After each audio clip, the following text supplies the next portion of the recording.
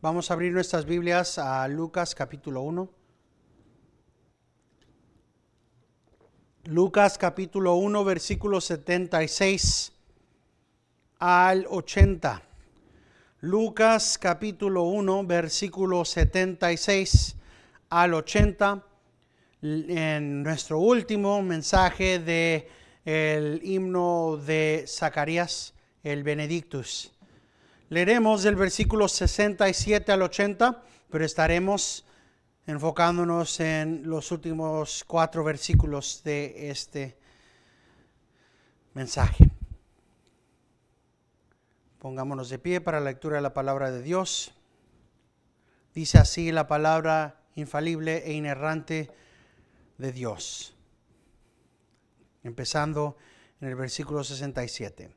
Y su padre Zacarías fue lleno del Espíritu Santo y profetizó diciendo: Bendito sea el Señor, Dios de Israel, porque nos ha visitado y ha efectuado redención para su pueblo, y nos ha levantado un cuerno de salvación en la casa de su siervo David, de David su siervo, tal como lo anunció por la boca de sus santos profetas desde los tiempos antiguos. Salvación de nuestros enemigos y de la mano de todos los que nos aborrecen, para mostrar misericordia a nuestros padres y para recordar su santo pacto, el juramento que hizo a nuestro padre Abraham, concedernos que, librados de la mano de nuestros enemigos, les sirvamos sin temor, en santidad y justicia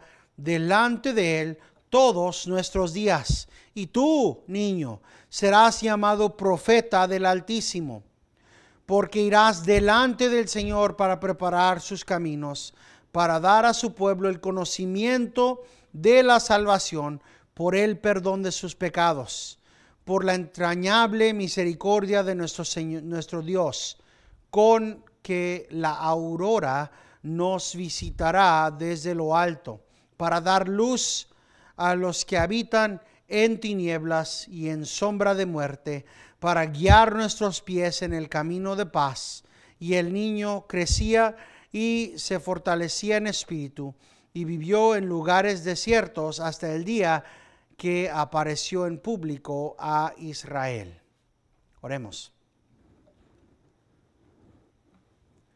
Padre Celestial, gracias por tu palabra, gracias por permitirnos el poder estar aquí esta tarde, dándote honor y gloria a ti.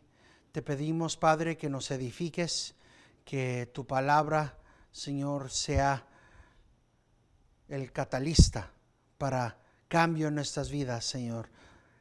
Te pedimos por tu Espíritu Santo que nos des ojos que ve tu palabra claramente, oídos que oyen tu palabra sinceramente, verdaderamente, y una mente, Señor, que puede grabar, acordarse y aplicar tu palabra, Señor. Esto te lo pedimos para tu honra y tu gloria, en el nombre de nuestro Redentor Jesucristo. Amén. Hace 2 semanas, porque no pude estar aquí la semana pasada, hablamos de la importancia del pacto que hizo Dios con Abraham y de qué tan grande es esa realidad, ese juramento, ¿verdad? Del versículo 73, el juramento que hizo nuestro padre Abraham es importante. La realidad que Dios, como se dice, cortó pacto. ¿Y qué es lo que simboliza esa realidad? ¿Cómo es que demuestra la condescendencia de Dios? Que Él diga, que el eterno Dios diga: ¿sabes qué, Abraham? Si yo no cumplo, que yo muera como estos animales. Piénsenlo, que el Dios infinito deje de ser infinito, se haga finito y muera. Es lo que estaba diciendo ahí. Si yo no cumplo mi palabra, que yo, el Dios que no puede morir, muera. Lo prometo. Vendrá el Salvador. Y tenemos que tener en mente que Esto es parte de lo que debía de ser la esperanza para la gente de Dios. Y es lo que los justos estaban. Es lo que tenían en sus mentes. El Señor ha prometido y Él es Dios. Lo cumplirá, lo hará. Y cómo es que eso es la gasolina, el alimento, el catalista para vivir nuestras vidas completas en santidad y en justicia, como dice el versículo 75, todos nuestros días. Esa realidad de que no debemos de ser obreros de Dios de medio tiempo, sino tiempo completo. Y aún más allá, toda nuestra vida, cada momento. Como saben, ¿verdad? En nuestro catequismo la pregunta era ¿cuál es la finalidad principal del hombre? O lo podemos decir en el vernacular moderno, ¿cuál es el punto de tu vida? ¿Para qué existes? Esta ha sido una de esas grandes preguntas filosóficas del mundo y la respuesta es simple. El punto de tu vida es el glorificar a Dios y disfrutar de Él para siempre. Y son ambas, no una y después la otra. Pero piensen en cuántos cristianos viven todas sus vidas pensando, ¿sabes qué? Tengo que laborar y con lo demás sudar para glorificar a Dios con buenas obras, glorificar a Dios con cómo hago esto, glorificar a Dios con cómo obedezco acá. Y entonces poder disfrutar de Él para siempre.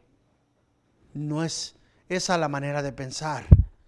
Cuando vemos en el Salmo número 1 que David dice que en la ley de Jehová está su delicia y en esa ley medita de día y de noche, estamos hablando del gozar de Dios, el disfrutar de Él aún en este día y de noche. El gozarnos en todo lo que hacemos y el hacerlo en cada acción. Que cuando vamos, ¿verdad? Y hice esta pregunta y la dejé abierta para que nadie me la respondiera cuando la hice, pero dije, cuando tienes que lavar la taza del baño, ¿lo haces para la gloria de Dios? ¿Lo haces gozoso en el Señor? Cuando tienes que sacar la basura, ¿la sacas como una acción de adoración o no? La mente cristiana, entre más vamos madurando, más vamos a ver, sí, lo estoy haciendo para la gloria del Señor. No para gloria humana, no para vanagloria de mira qué tan limpia está mi casa a un nivel de inspección perfecto. No, limpio porque esta es una acción de adoración a Dios. ¿Cómo puede ser una acción de adoración? Si alguien viene y visita, va a tener un buen lugar para hacer sus necesidades, mi huésped. Si viene un hermano, un amigo, una amiga, un compañero del trabajo a mi casa, va a encontrar un ambiente hospitalario, limpio, que glorifica a Dios. Y esto glorifica al Señor. Y yo estoy glorificando al Señor al preparar este ambiente para ser hospitalario para el Señor. El sacar la basura es parte de lo mismo. Y es así que vamos poco a poco viendo, pensando, analizando, pensando en cómo deberíamos de votar. ¿Deberíamos de votar sí o no? Depende de si estás analizando bíblicamente antes de hacerlo. Porque la vida es corta. Y a veces es más corta.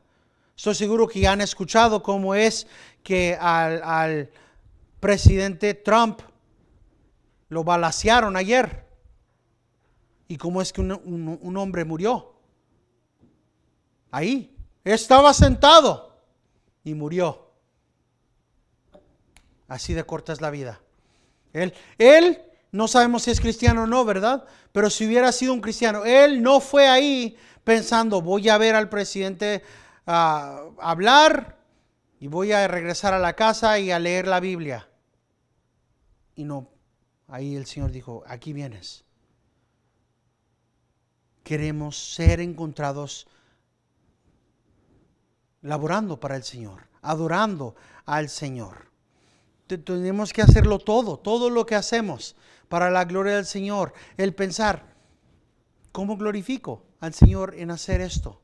¿Qué veo en la Biblia que me ayuda a entender?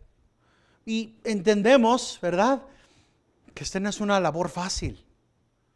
Esto no es sencillo, ¿verdad? Porque en cuanto encontremos algo, hay mil otras cosas que podemos pensar. Hay todo un mundo de otras posibilidades que se abren. Hay todo un mundo de dificultades que puede venir. Hay pruebas. Y en medio de todo esto, tenemos que ir pensando cómo puedo glorificar al Señor, cómo es que mi obediencia glorifica al Señor, cómo puedo disfrutar del Señor. No es fácil, pero no es algo para decir, no, esto es demasiado, Señor, no puedo. El Señor nos da todo lo que necesitamos, nos ayuda. Lo único que tenemos que ir es ir y decir, Señor, ayúdame para perseverar. Dame la disciplina para que día tras día, poco a poco, pueda ser más santo, más justo hoy que ayer. Pero para saber eso, para hacer eso, requiere que estemos en la Biblia cada día, en la ley de Jehová, día y noche, yendo y huyendo a ella como la única manera de crecer. Eso es lo que vimos en el catequismo en la pregunta número 2. ¿Qué regla ha dado Dios para hacernos saber cómo podemos glorificar y disfrutar de Él?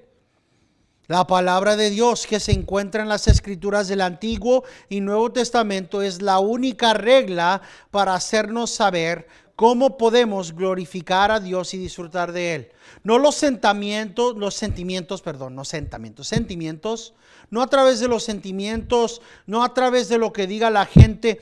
Miren, hay todo tipo de cosas. Unos van a decir, mira, glorificas más al Señor si escuchas música de adoración suave o de guitarra o electrónica o metal o X. O ¿sabes qué? No puedes glorificar a Dios y disfrutar de Él si no están las luces bajas con un poquito de música suave y con un ambiente dócil. No. Tenemos que ir viendo. ¿Qué dice la palabra de Dios? ¿Cómo dice Dios que debo de adorarle? ¿Cómo puedo ver en la palabra de Dios cómo debo de administrar, redimir el tiempo que tengo porque la vida es corta? Requiere que estemos siempre en la palabra, que la palabra sea la única regla para saber cómo sé cómo hacer esto. Aquí está escrito. Si está escrito ahí, sé que estoy actuando bien y tengo que tomar esta realidad en la Biblia y ponerla en todo aspecto de mi vida, que sea una cosa que transforma la totalidad de mi vida, que vaya cambiando cada aspecto, que vaya forjando dentro de mi mente un carácter que me ayude, te ayude a continuar caminando, porque vas a tropezarte 1001 veces. He hablado de cómo es, hace unos años vi una como caricatura, pero no animada, de la vida cristiana que pensé, y era una línea derechita hacia arriba. Y luego abajo, la vida cristiana como es, y tiene todo tipo de subidas y bajadas y barrancos, y hasta hay todo un montonal de agua con un tiburón que dibujaron y un puente de soga. Subidas y bajadas hasta el final donde está la cruz, cuando terminamos la vida. Y es verdad, no es sencilla. Y cuando tenemos conversaciones con nuestros familiares que no son cristianos, tenemos que decirles la realidad, porque ya han sido mentidos. Les han mentido todo un mundo de disque pastores que son suaves, y no bíblicos. Que piensan, ¿sabes qué? Si vienes al Señor, todos sus problemas se van a arreglar. Si vienes al Señor, no vas a tener dificultades. No. Nuestro Señor dijo claramente, es una declaración plana: en este mundo tendrás aflicciones, tendrás tribulación. Esa es la realidad. Y el mundano va a decir, entonces, ¿para qué? Sufrimiento aquí y sufrimiento también allá de tu lado. ¿Para qué entonces arrepentirme? Porque de este lado no estás solo. Nunca estás solo. Porque de este lado hay consolación. Porque de este lado hay el gran consolador. Porque de este lado hay propósito, hay victoria. Esta es la razón por la cual Pedro dijo en Primera de Pedro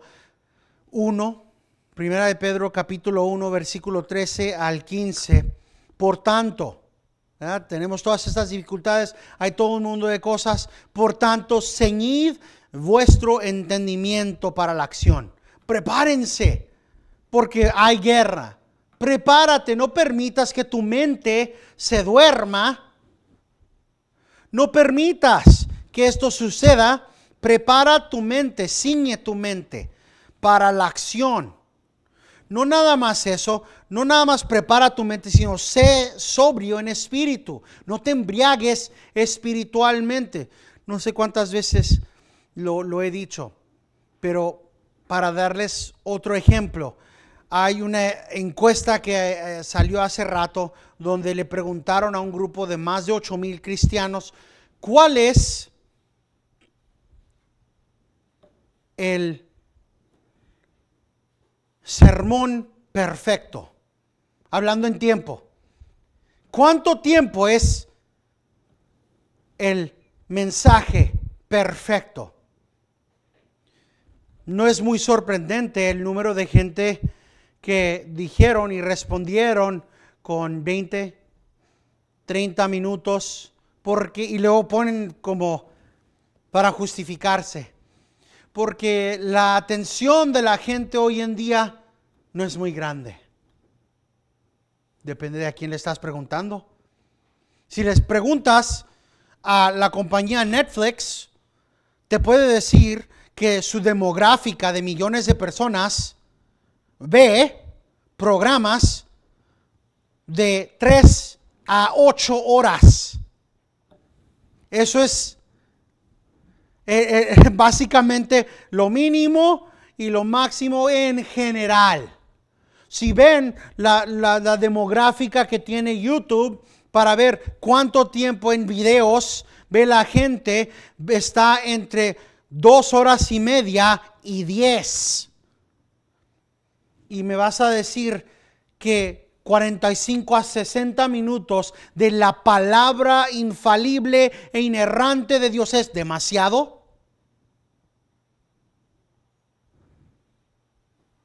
¿Por qué? Porque uno es fácil y, como dice aquí, emborrachante, embriagante a la mente, ¿verdad? Y el otro requiere el pensar. El otro requiere el venir a la realidad de nuestro pecado y decir, Señor, yo te necesito. No puedo hacer nada sin ti. Por eso está la advertencia. Sed sobrios de espíritu y poned vuestra esperanza completamente, no en parte, completamente en la gracia que os traerá en la revelación de Jesucristo. Como hijos obedientes, no os conformáis a los deseos que antes teníais en vuestra ignorancia. Piensen en esto. Antes de que vine al Señor, como me gustaban estos programas y me la pasaba horas viendo X programas, y ahora te la pasas esas mismas horas viendo otros programas. ¿Qué cambió? Pues nada más que un programa no dice majaderías y otro programa sí, pero te estás pasando las mismas horas. No estoy diciendo que ver un documental es mal uso, pero cuando es más tu acceso tu vista a documentales, a programas que a la palabra de Dios, hay un problema. No hay crecimiento. Como hijos obedientes, no os conformáis a los deseos que antes tenías en vuestra ignorancia, sino que así como aquel que nos llamó es santo, así también sed vosotros santos en toda vuestra manera de vivir. ¿Dónde permanece o dónde debería de estar la santidad de nuestras vidas? ¿Nada más cuando estamos en la iglesia? No, ¿verdad?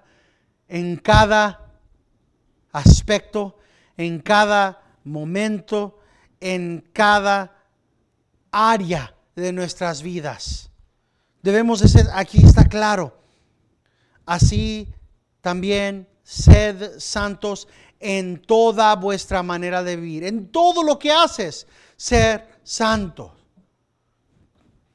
Vamos a cepillarnos los dientes en santidad. Ahora, suena raro, ¿verdad? ¿Cómo te puedes cepillar los dientes en santidad? Las razones. Te estás cepillando los dientes porque quieres la sonrisa Colgate. ¡Ting! No, ¿verdad? Ese no es el pensar santamente. Porque quieres que te vean y, mira qué blanco, qué hermosa sonrisa. No. Pero si estás pensando, ¿sabes qué? Estos son los únicos dientes que voy a tener. A menos que quiera pasar por un proceso un poco doloroso. Y por un poco digo muy doloroso. Para que me pongan nuevos. Es bueno el que yo me los cepille para que no empeoren. Eso es el pensar en santidad. Igual. ¿Para qué ejercicio o para qué el comer o no comer ciertas cosas? Si estamos haciéndolo en santidad, lo hacemos por razones reales que glorifican a Dios. Pero eso involucra el tener que pensar como un cristiano. ¿Y cuál es, verdad, el propósito? Para eso continuamos viendo lo que Pedro nos dijo, pero esta vez vamos a segunda de Pedro capítulo 1, segunda de Pedro capítulo 1 y empezaremos en el versículo 5. Así que ciñamos nuestras mentes, nos vamos preparando para la acción, reconociendo que tenemos que tomar cautivo cada pensamiento, ir en pos de la santidad y vemos aquí empezando en el versículo 5, segunda de Pedro capítulo 1, versículos 5 al 11. Por esta razón también, obrando con toda diligencia, ¿verdad? Ya estás obrando. Ahora, obra con toda diligencia, añade a tu fe virtud. Que no sea nada más tu fe, pero que sea una fe virtuosa. Y a la virtud, conocimiento. Que esta virtud no sea una virtud mundana, sino una virtud informada por la palabra de Dios. Y este conocimiento produzca dominio propio. Al dominio propio, perseverancia. No domines tu vida un minuto. Pero mire, ¿sabe qué? Yo no digo majaderías cuando estoy en la iglesia. Oigan, ¿por qué es tan majadero su hijo? No sé, pastor, no sé. Aquí nunca decimos nada. Pero el resto, ¿cuándo? Todo el tiempo. No, siempre. El control, el dominio propio. En perseverancia. No de vez en cuando, continuando en ese dominio continuamente. Y a la perseverancia, piedad. Porque ¿saben qué? A veces se nos olvida y nos ensalza. Ya llevo 30 años que no he dicho una majadería. ¿Cómo puedes tener dificultad con algo tan sencillo? Por favor, esto es lo más fácil del mundo. No. Vamos pensando piadosamente, justamente. ¿Sabe qué, hermanos? Si yo tuve mucha dificultad con eso. Y de hecho, con las próximas como 15 otras cosas que el Señor me ha guiado a traer a la muerte, también tuve mucha guerra en los últimos 30 años. Voy a orar por usted y no se preocupe si se le sale una majadería. Yo le recuerdo a mi hermano que debería de hablar como hijo o hija de Dios. A la piedad, fraternidad, eso es lo que estamos hablando. Yo le ayudo porque yo he estado ahí. A la fraternidad, amor. ¿Por qué lo hago? ¿Por qué le voy a ayudar a que pueda perseverar, a que pueda santificarse? Porque usted es mi hermano o mi hermana en Cristo. Pues estas virtudes, al estar en vosotros y al abundar, no os dejan ociosos ni estériles en el verdadero conocimiento de nuestro Señor Jesucristo. Esta es la verdad. Si estas virtudes están en ti y si están abundando, si están creciendo, no vas a ser inefectivo, no vas a ser ocioso y no vas a ser estéril, darás fruto. Tienen que ir viendo, ¿verdad? La palabra de Dios dice una y otra vez que tienes que dar fruto. Ahora, hay dos extremos. Cuando empezamos a hablar del fruto, siempre hay mínimo dos extremos. El campo que va a decir, no necesitas dar fruto, Dios es el que lo va a dar. Y el otro campo que dice, será mejor que estés produciendo fruto siempre. Para eso respondemos bíblicamente con el Salmo número 1. Y da su fruto, ¿cuándo? En su tiempo.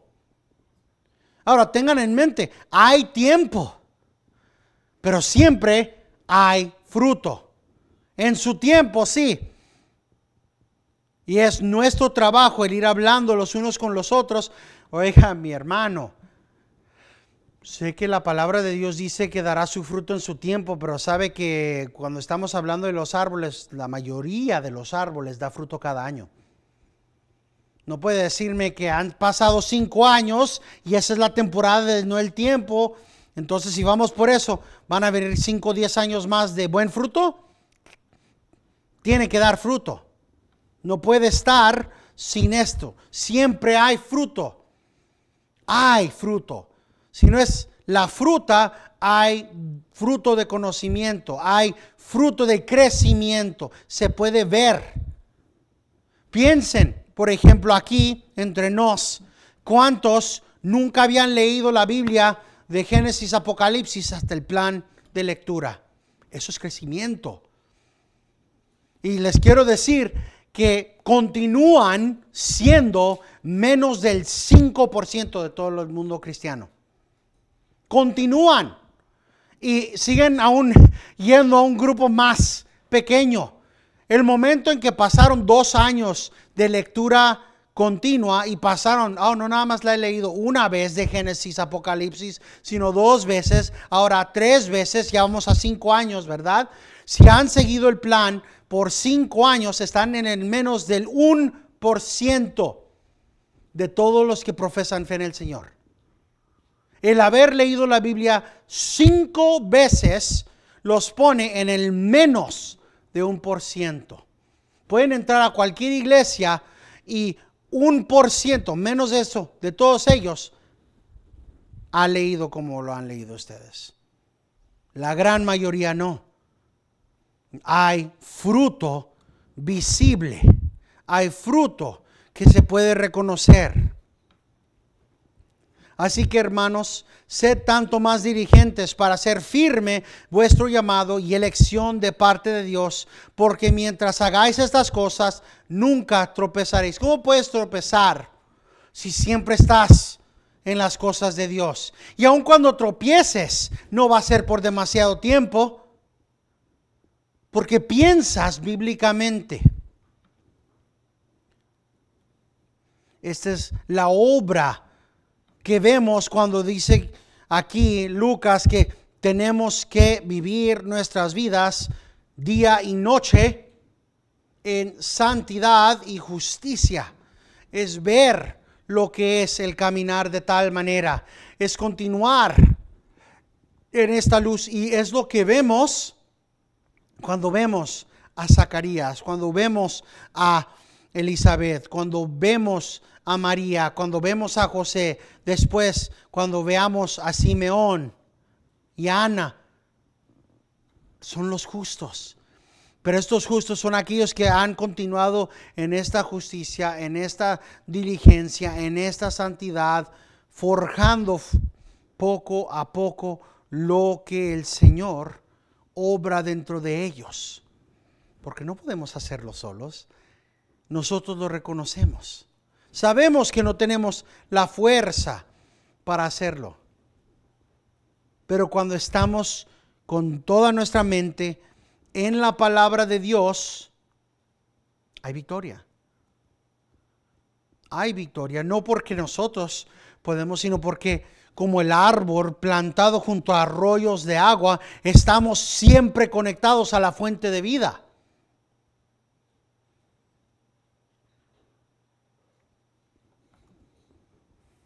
Es lo que está ahí escrito.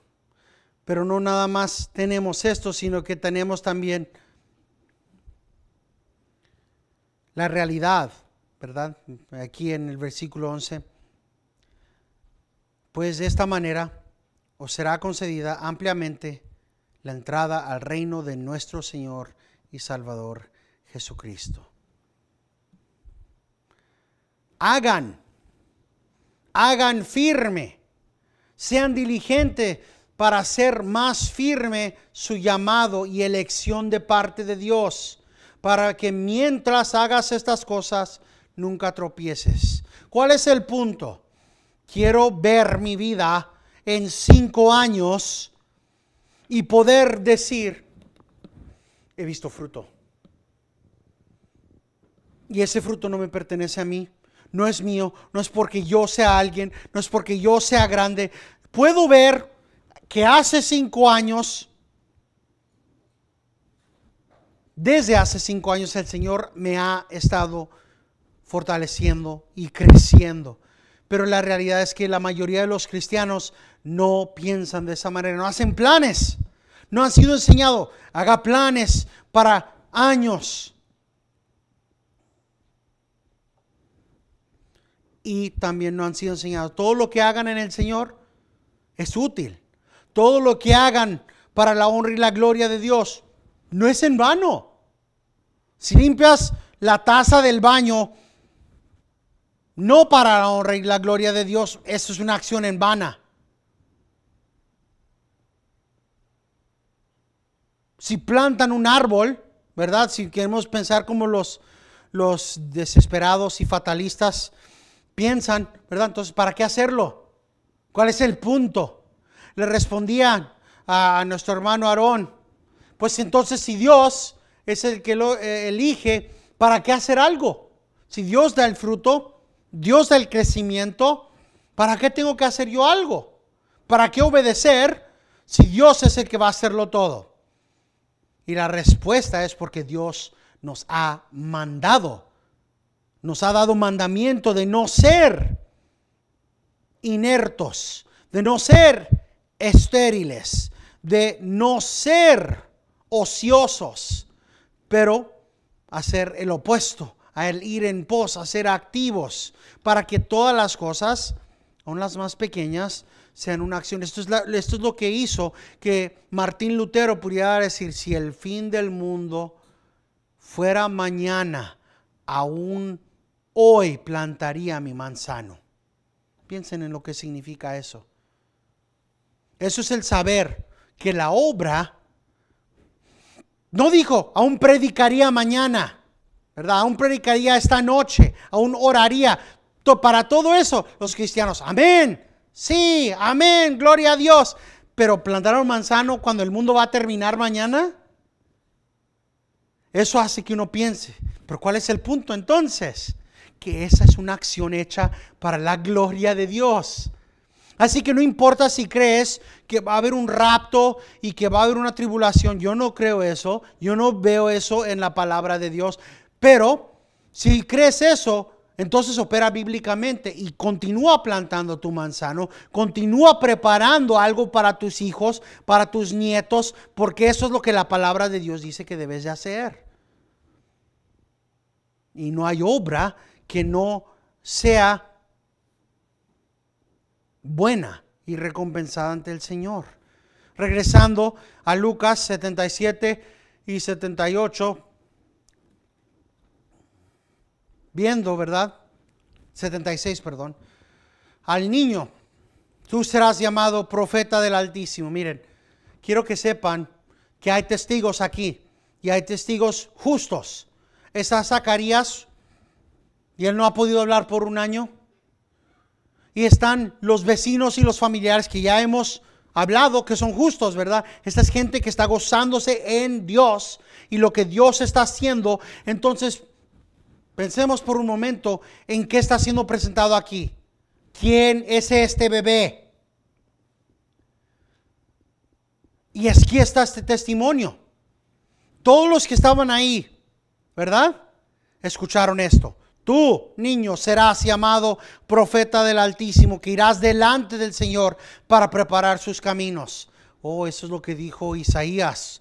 Para dar a su pueblo el conocimiento de la salvación por el perdón de sus pecados. ¿Saben que eso es exactamente lo que hizo Juan cuando salió del desierto? Piensen, salió del desierto. ¿Y por qué vino tanta gente a él? Porque aquí está el testimonio. Porque los vecinos, porque los que estuvieron ahí hablaron. Este niño, este es el que va a venir. Ese es el que vino como el profeta del Altísimo para preparar a la gente de Dios, para llamarlos al arrepentimiento. Y viene la multitud y vienen unos y le preguntan, ¿qué es lo que tenemos que hacer para prepararnos para la venida del Señor? Arrepiéntase y sea bautizado. ¿Qué es lo que tengo que hacer yo? Dicen los guardias, los soldados. Deje de estar extorsionando a la gente. Viene los publicanos y dicen, ¿y nosotros qué hacemos? Dejen de tomar más dinero de lo que es necesario. Aquí está haciendo exactamente lo que fue profetizado por la boca de Zacarías, guiado por el Espíritu Santo, para dar a su pueblo el conocimiento de la salvación. Eso es exactamente lo que sucedió, lo que sucedió cuando pasó Jesucristo y él dijo, miren, el Cordero de Dios que toma el pecado del mundo. Ahí está. Ahí está. Él dio ese conocimiento. Él es el que salvará. Él es el que perdonará los pecados. Aquí está el Redentor. ¿Y por qué? Por la entrañable misericordia. Si saben de lo que estamos hablando, cuando hablamos de las entrañas, estamos hablando de un amor profundo. Y eso entrañable es la manera en la que la Biblia en el griego habla de cómo debemos de amarnos, entrañablemente, profundo, porque estamos hablando de la profundidad de nuestro cuerpo, ¿verdad? Lo profundo es las entrañas. Y el amor del Señor es entrañable por la entrañable amor, la entrañable misericordia de nuestro Dios. Por eso, ese es el punto, por eso vino Juan hablando como lo hizo. Vamos a Mateo 3:1 por un momento. Mateo capítulo 3. Versículo 1 al 3, dice así. En aquellos días llegó Juan el Bautista, predicando en el desierto de Judea, diciendo, arrepentíos, porque el reino de los cielos se ha acercado. Porque este es aquel a quien se refirió el profeta Isaías diciendo, voz del que clama en el desierto, preparad el camino del Señor, haced derechas sus sendas. Aquí está. Viene y dice, arrepiéntanse. Vino toda una multitud. Sabemos que el arrepentimiento es un don de Dios, por el cual uno, al reconocer verdaderamente el pecado con esperanza en la misericordia de Dios a través de Jesucristo, y con vergüenza y odio a ese pecado viene a Él y le da la espalda al pecado con una demostración, con toda la diligencia para obedecer a Dios.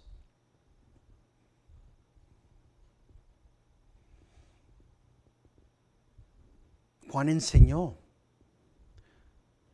Juan les enseñó qué es, quién es, ¿verdad? En el Evangelio de Juan, capítulo 1. Juan, capítulo 1, versículo 26.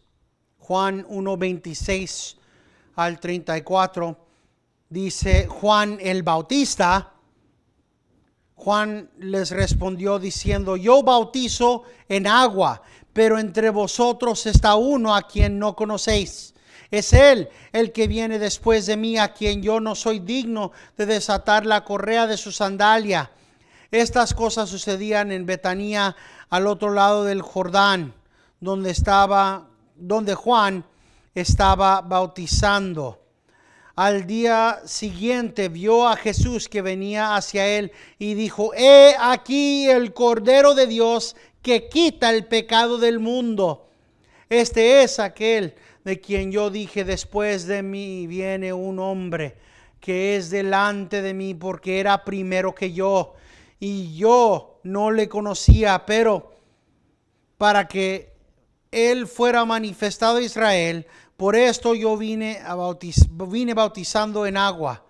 Juan dio también testimonio diciendo: he visto al Espíritu que descendía del cielo como paloma y se posó sobre él. Y no le conocía, pero el que me envió a bautizar en agua me dijo: aquel sobre quien veas al Espíritu descender y posarse sobre él, este es el que bautiza en el Espíritu Santo. Y yo le he visto y he dado testimonio de que este es el Hijo de Dios. Piensen, el Señor mismo, el Padre Celestial, le dice a Juan mientras él está en el desierto: vas a ir y vas a predicar, y esto es lo que va a suceder, y esta es la señal para que sepas quién va a ser el que yo elegí. ¿Y por qué es hecho todo esto? Por la entrañable misericordia de Dios. Así de grande es la misericordia del Señor. Aquí hay testigos y más que testigos. Aquí hay milagros, aquí hay señales para que puedan tener certeza de que estas verdades son lo que son.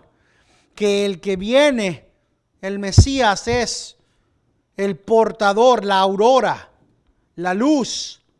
Como entonamos en nuestro canto, ¿verdad? Jesús es la luz del mundo. Lo es. Cristo es la luz y vino para dar luz a los que habitan en tinieblas y en sombra de muerte. Hablé esta mañana, y no quiero adelantarme demasiado, ¿verdad? Pero al mismo tiempo, ya para cuando regrese a este tema va a ser nuevo una vez más. Pero hablaba esta mañana de esta realidad. Cuando pasamos Navidades, los tiempos de Adviento, cada vez que leemos cada año, esto nos pasa por arriba, ¿verdad? Las tinieblas, la luz, si lo leemos y medio lo entendemos, pero no estamos grabando y meditando en exactamente qué tan oscura estaba la situación, qué tan lejos, qué tanto se había alejado Israel y los judíos de obediencia a Dios. Era un ambiente oscuro para que la palabra de Dios, al describir que la luz habita en las tinieblas y en la sombra de muerte, qué tan terrible estaba la situación y el ambiente en el cual Jesucristo llegó. Un ambiente en que los fariseos decían: tienes que hacer todas estas otras cosas para estar bien ante el Señor. Y los saduceos decían: tienes que tratar de acumular todas las riquezas y todo el poder político que puedas para la honra y la gloria de Dios. Pero aquí tenemos la realidad. La misericordia de Dios es demostrada en que Él mandó a la aurora, Él mandó a la luz para habitar en las tinieblas. Y luego el último versículo de este capítulo nos dice poco y mucho al mismo tiempo. Y el niño crecía y se fortalecía en espíritu. En otras palabras, creció físicamente y creció espiritualmente y vivió en lugares desiertos hasta el día en que apareció en público a Israel. No estuvo. Él se fue. Una vida completamente ascética. No tuvo nada que ver con nadie con el propósito de venir absolutamente preparado. Lo que tenemos que meditar y contemplar nosotros es, ¿estamos viendo y analizando el ambiente en derredor como deberíamos? Oramos, ¿verdad? Cada domingo que el Señor nos permite estar juntos, que podamos nosotros ser sal y luz. ¿Estamos conscientes de qué tan oscuro es Osceola? Ya están creciendo más los paganos aquí. Estamos conscientes de qué significa y cómo es, ¿verdad? Porque espero que con el pasar del tiempo estemos viendo que no estoy diciendo por decir nada más, que tenemos que estar haciendo cada acción para la gloria de Dios, porque es en cada acción que vamos a ser la sal y ser la luz. Cuando estemos hablando con el cajero o la cajera en Fairway y nos digan, oh, pues el día va bien, pues gloria a Dios. ¿Cómo de que de Dios y esto de dónde salieron? Nótenlo, vean. Nada más respondan como cristianos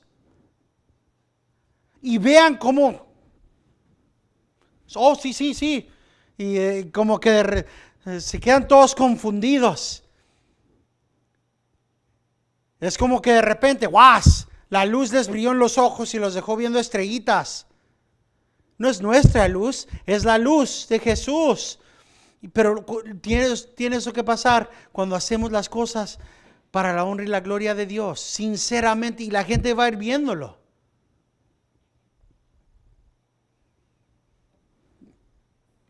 Seamos conscientes del ambiente en el que vivimos. No se les olvide que no hay neutralidad. Este mundo está absolutamente bañado en tinieblas y nosotros somos los representativos de la luz del mundo, mandados por el Señor a que su luz brille. Terminamos con las palabras de Pablo en Romanos 15, versículo 13. Y el Dios de la esperanza os llene de todo gozo y paz en el creer, para que abundéis en esperanza por el poder del Espíritu Santo. Y toda la gente de Dios dice, amén.